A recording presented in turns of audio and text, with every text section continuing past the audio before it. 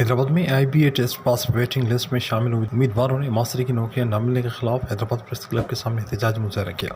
امیدواروں سعدیہ عارف کلہری، فاضل شیخ، وسیم شاہ اور دیگر کی قیادت میں مظاہرین نے ہاتھوں میں پلے کارڈ اٹھا کر اپنے مطالبات کے حق میں نعرے بازی کی۔